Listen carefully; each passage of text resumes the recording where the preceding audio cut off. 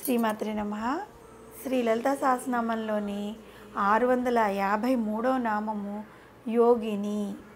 యోగిని అనే నామానికి అర్థం ఏంటి అంటే యోగము కలది, లేదంటే యోగముతో కూడుకుని ఉన్నది అని అర్థం.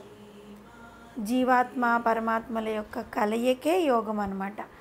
జ్ఞాన జ్ఞాతృ జ్ఞేయములు మూడింటి యొక్క ఏకభావమే యోగిని. యోగి అనేది పుంలింగం కదా, అయితే యోగిని అనేది స్త్రీలింగం. జీవునికి యోగం కుదిరినప్పుడే యోగిని అయిన జగన్మాత యొక్క సాన్నిధ్యం చేరుకునే అవకాశం కూడా లభిస్తుంది. జీవాత్మ పరమాత్మ ఒకటి చేసే యోగం కుదరటం అంత ఈజీ కాదనమాట.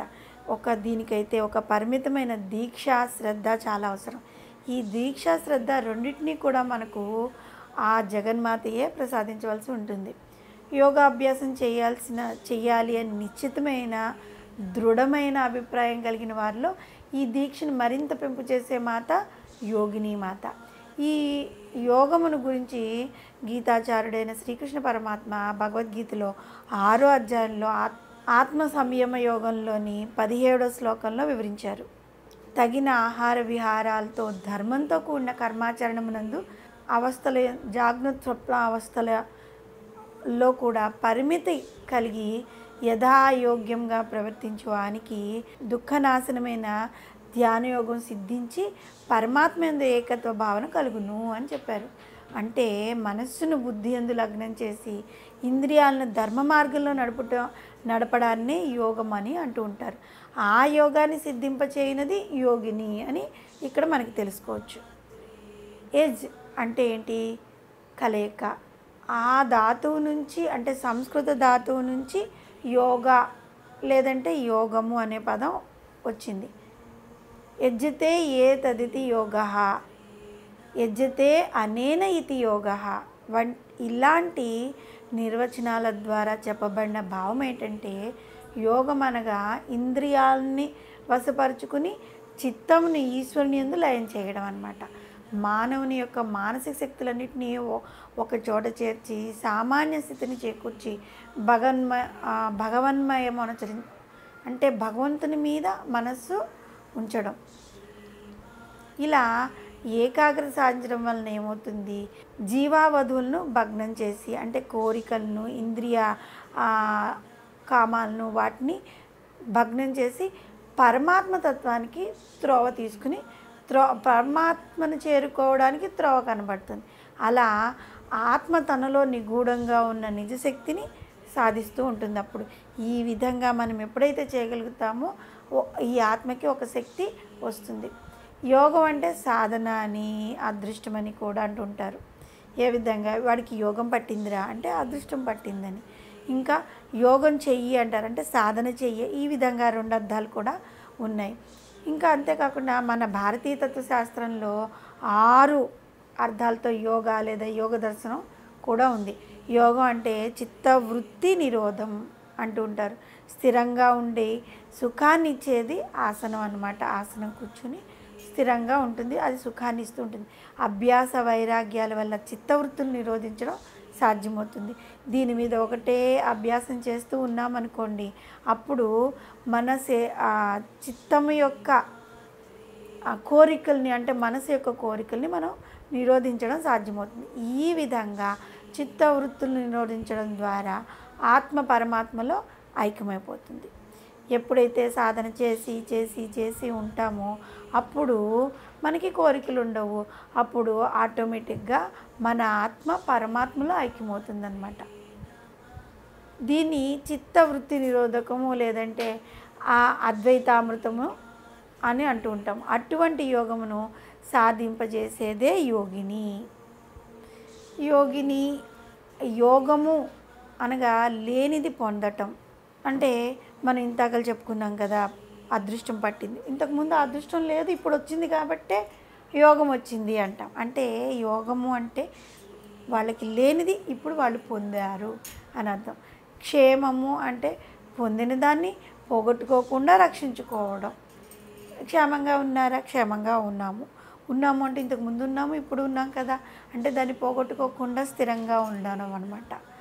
ఈ యోగం పొందిన వారిని గురించి భగవంతుడు అయిన శ్రీకృష్ణ పరమాత్మ భగవద్గీతలో 9వ అధ్యాయమైన రాజవిద్యా రాజగుహ్య యోగంలోని 22వ శ్లోకంలో వివరించారు.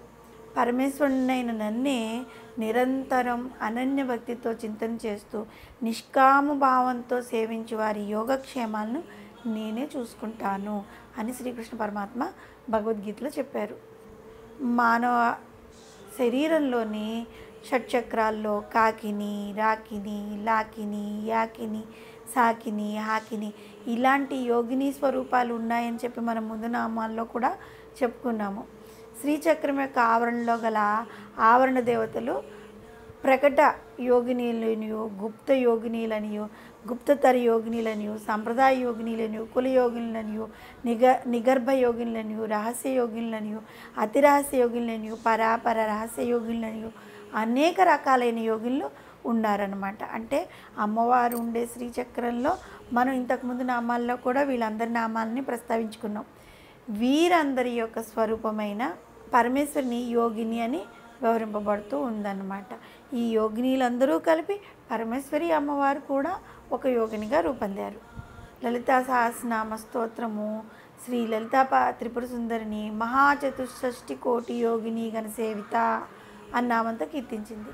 అష్టమాతృకులైన బ్రహ్మి, మాహేశ్వరి, కౌమారి, వైష్ణవి, వారాహి, చండి, చాముండ, మహాలక్ష్మి ఈ 8 మందికి ఒక్కొక్కరికి అక్షోభ్యాది శక్తులు అంటే 8 మంది చొప్పున కలిసి 64 మంది యోగినీలు ఉన్నారనమాట. ఈ 64 మంది మళ్ళీ అంశస్వరూపులైన ఒక్కొక్కరి 1 కోటి మంది చొప్పున 64 కోట్ల మంది యోగినీల చేత అమ్మవారు సేవింపబడుతూ ఉంటుంది.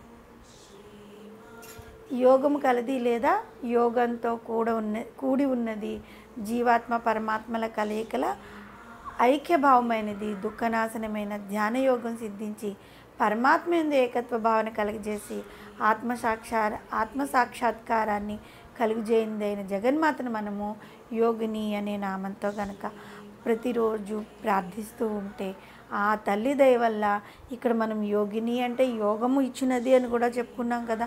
యోగము అంటే అన్ని సర్వసంపదలు ఒక యోగము అనుభవించడం, ఆ యోగము అనుభవించే శక్తిని అమ్మవారు మనకి ప్రసాదిస్తుంది. అంటే మన మామూలుగా మనకి అందరికీ అర్థమయ్యే విధంగా చెప్పుకోవాలి అంటే ఒక హోదా కలిగిస్తుంది.